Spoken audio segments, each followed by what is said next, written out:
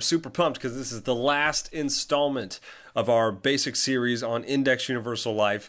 And this one is going to be pretty quick. I know the second one was a little bit longer, but that's because there was a lot of material there to cover and it's tough to get through it much faster than we did. So as a recap, the three things that we've really discussed in this series are as follows. The first video was on crediting. If you haven't seen that yet, I encourage you to start there. I'll link that below. And then we talked about fees. Secondly, that was the long video, but super important. Today, we're going to be talking all about access to your money. It's going to be a quicker video because I've really only got one example, but this is super critical, especially if you are contemplating life insurance as a way to help with supplemental retirement income. That's a popular concept these days. There's a lot that can go wrong with that. Not to say that it can't work, but there are a lot of people out there that do it wrong. So my hope is that this video will help you avoid some really negative situations that you can find yourself in if you're working with the wrong type of person. So let's go ahead and just get right into it. So when it comes to accessing your money inside an indexed universal life insurance contract, and I should say that this video specifically can actually pertain to just about every type of life insurance that exists, okay? So when it comes to accessing your money, generally speaking, in a life insurance contract, there are about 4 ways to do it. You can withdraw money. You can take a fixed loan. Now that's going to come in 2 parts. We'll explain it later.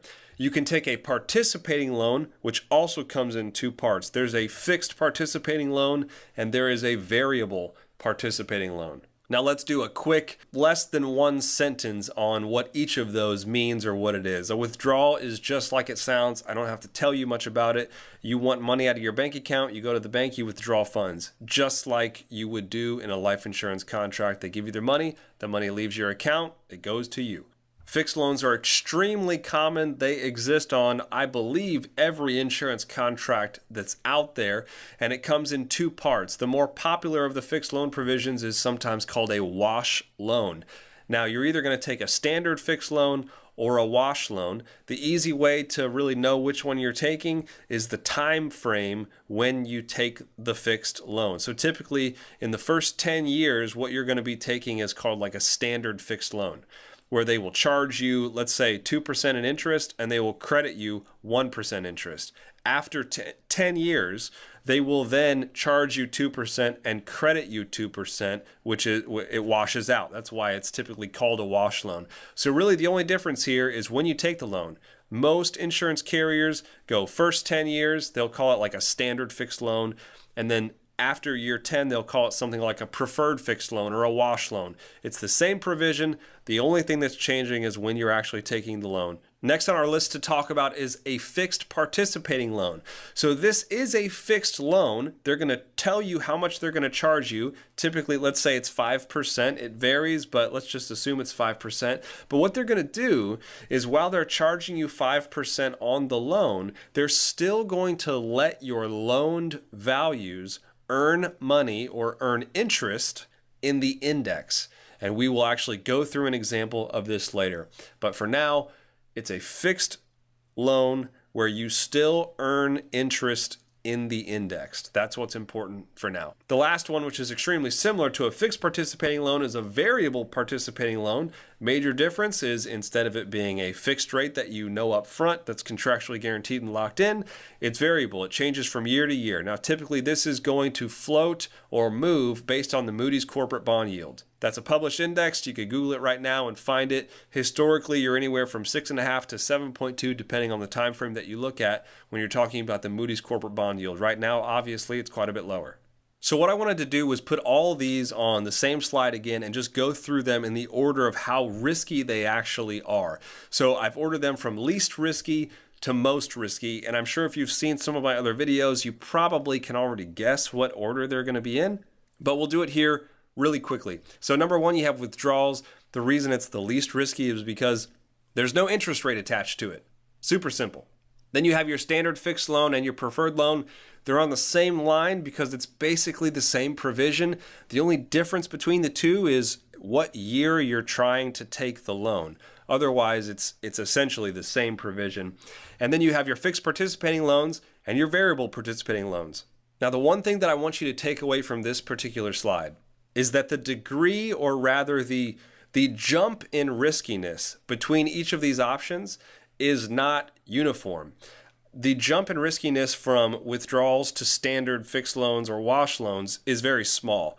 It's a small jump in riskiness. There's a relatively large jump from a standard fixed loan or a wash loan to a fixed participating loan. The reason being, you have no idea what you're going to be credited on a fixed participating loan. There could be years where you absorb a relatively high loan cost because it's based on how the index actually performs. Your credit is based on how the index performs while your loan rate is fixed. So you don't know exactly what you're going to pay in interest from year to year. Now, there's a huge jump in riskiness between 3 and 4, because not only do you not know what your credit's going to be from year to year, you also do not know what your interest rate is going to be from year to year. So not a huge jump in riskiness from 1 to 2, a jump in riskiness from 2 to 3, and a big jump in riskiness from 3 to 4. All right, now I told you that we'd go through an example. Let's go ahead and do that right now. So what I did is I ran an illustration in an index universal life insurance, and I've put it on a separate report that's actually going to compare the life insurance to a tax qualified account. So think 401k, 403b, TSP, IRA, all kinds of options here. So the columns on the left that I've highlighted there in blue, that's going to be your tax deferred account.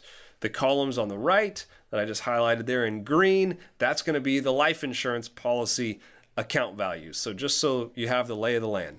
The next thing that I want to point out is the money going into the contract. So you'll notice that with the tax deferred account, we're actually putting in just under $37,000 a year.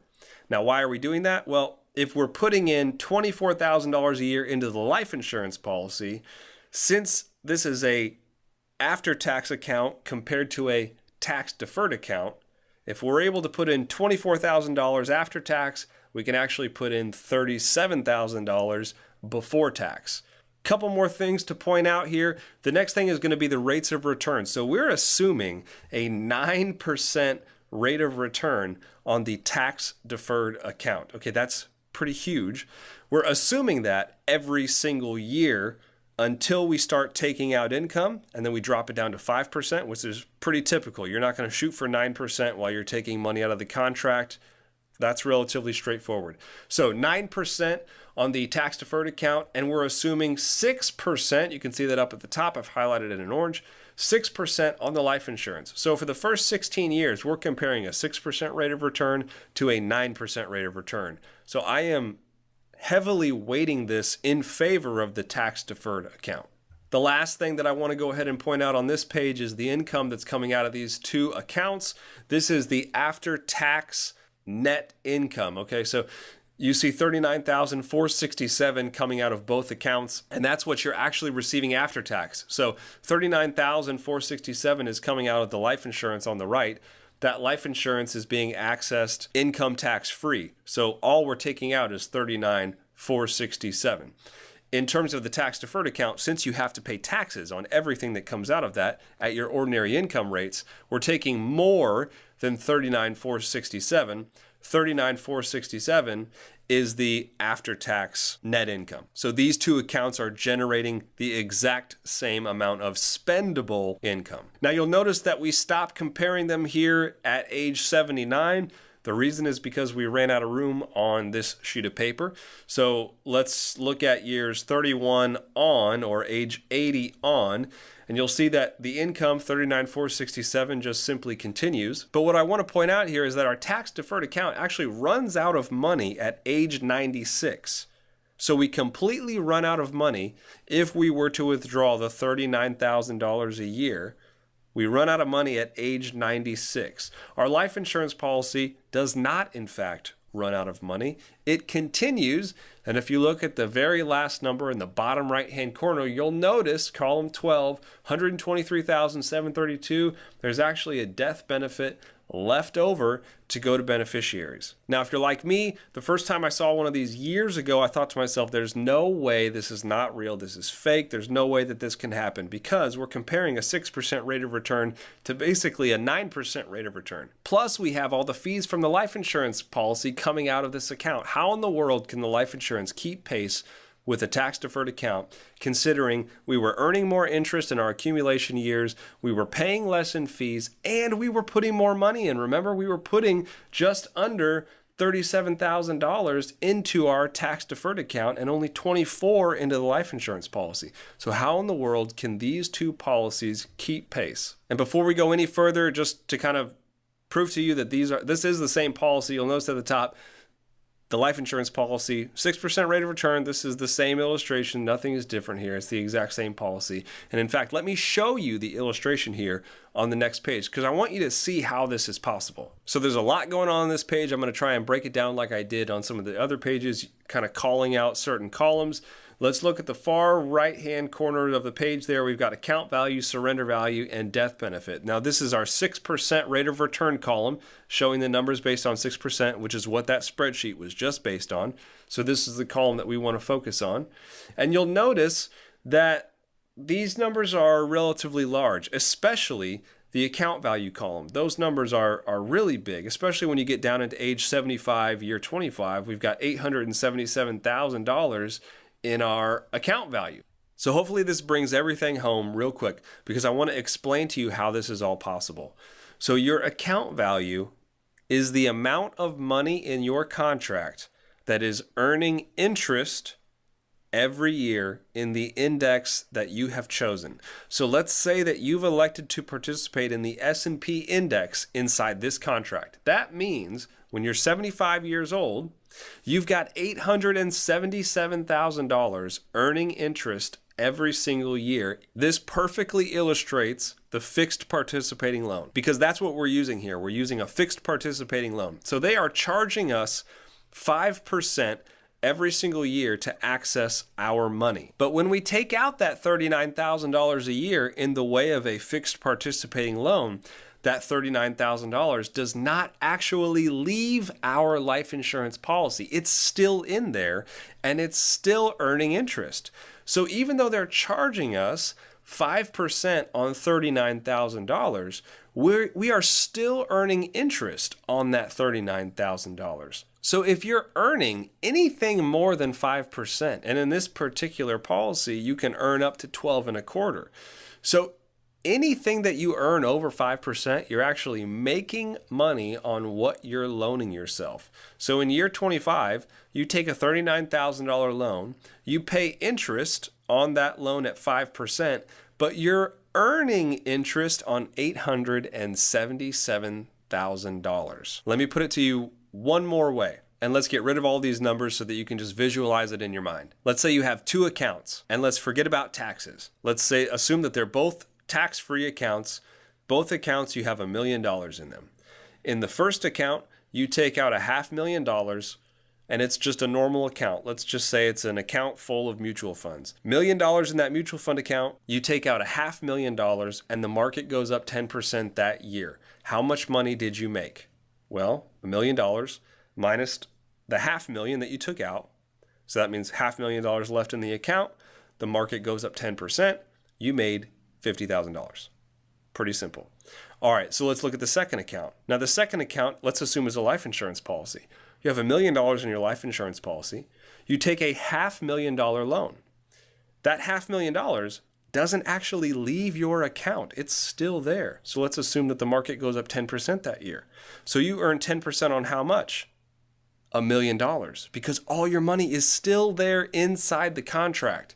So you earn $100,000 in that 1 year versus $50,000 in just a regular mutual fund account. Hopefully that illustrates how these policies can keep pace with other vehicles even while earning lower rates of returns. Now you should know that I'm completely oversimplifying all this because it's hard to go into all the detail on an environment like this, a medium like YouTube, but I hope that it made sense. I hope that you feel like you understand how these policies work, the mechanics of it, how you can access your money. As a recap, the ways that you can access your money: withdrawals, fixed loans, participating loans, which come in two forms, fixed and variable. And there's a huge jump in the riskiness between a fixed participating loan and a variable participating loan. So you just have to know exactly what you're getting yourself into. So I'm kind of sad that I'm wrapping up my 3-part series here. I'm sure to do more on indexed UL because it's such a convoluted topic and so many people out there do it the wrong way. But I hope that you were able to stick with me and watch these 3 videos.